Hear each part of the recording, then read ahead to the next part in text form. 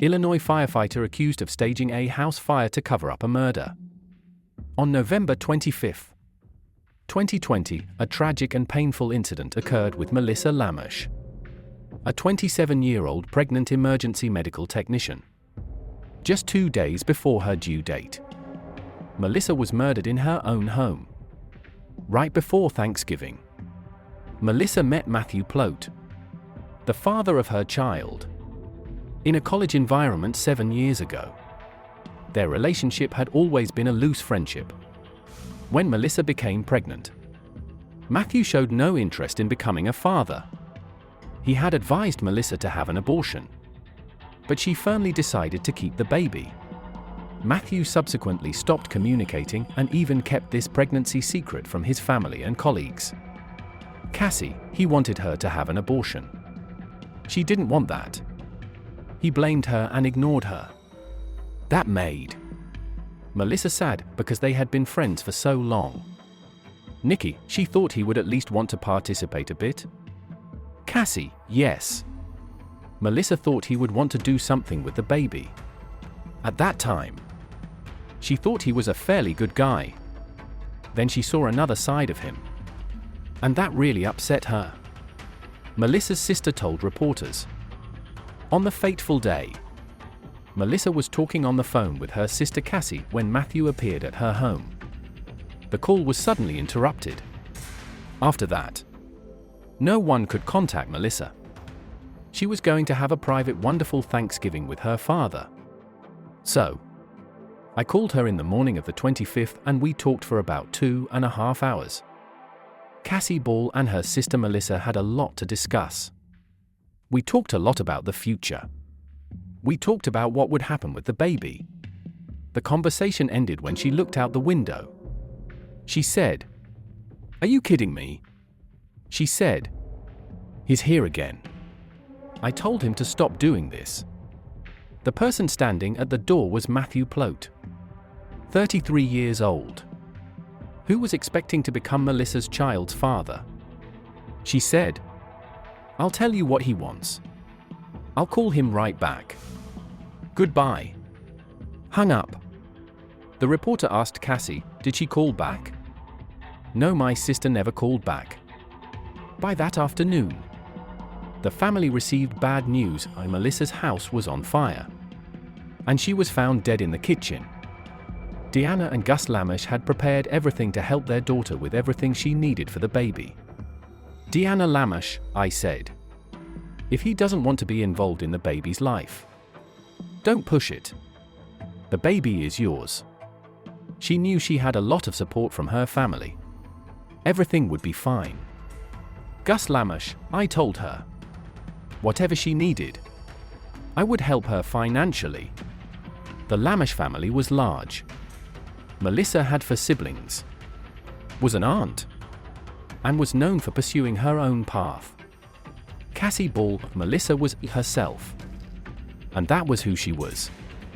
She was the perfect combination of sweet and spicy. Not too spicy, not too sweet, just perfect. Deanna Lamash, Melissa was strong. She was fierce. She was active. Melissa liked to reinvent herself through hairstyles and her career. Most recently, the 27-year-old worked as an emergency medical technician. Gus Lamash, Melissa accidentally got into this profession. She had an experience in college that brought her to the emergency room. And she really appreciated how she was treated and wanted to do the same for others. As her due date approached, Melissa had to take time off work. To make things easier, she moved to her childhood home with her father. Her parents had divorced a few years earlier.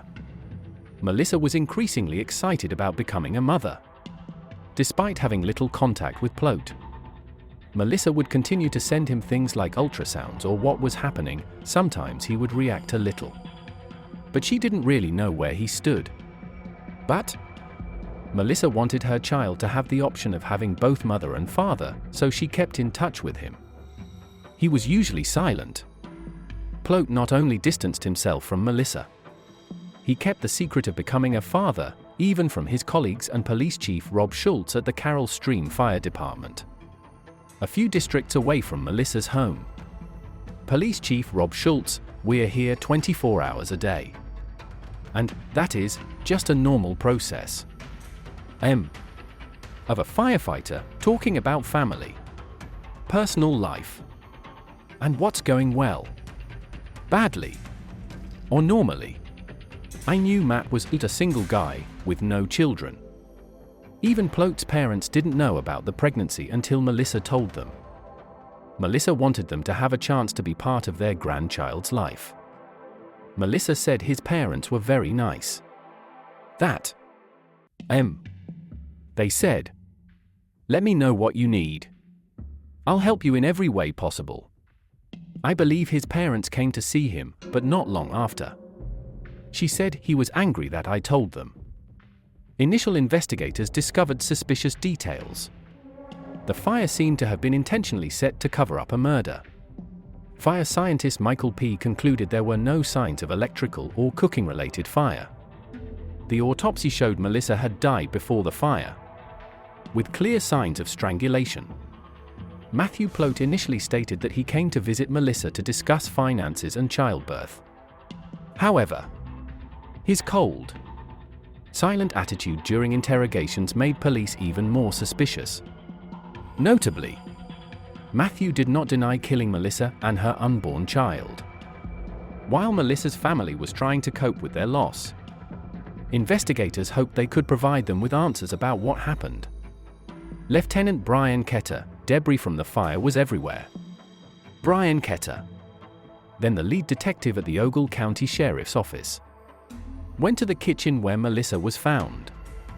Everything was smoke-covered. The ceiling, walls had collapsed and everything was a mess. Ketter and other investigators also went outside to the ambulance to see Melissa. We noticed that the vehicle was not much damaged by the fire. The reporter asked Lieutenant Brian, "What does that statement mean?" Lieutenant Brian Ketter: "The fire did not kill her." Michael Powell, then an agent of the Illinois Fire Sheriff's Office, was trying to determine whether the fire at Melissa Lamesh's house was accidental or intentional. On June 27, 2024, Matthew Plote was sentenced to life in prison. Melissa's family, those who lost a daughter and grandchild, still live with their pain of loss. They remember Melissa through charitable works and lighting a tree locally during the holidays. This case is a heartbreaking story of selfishness, secrets, and eroded humanity. Melissa, a passionate emergency medical technician, a hopeful soon-to-be mother, was robbed of her life just before her momentous day by a man who did not want to take responsibility.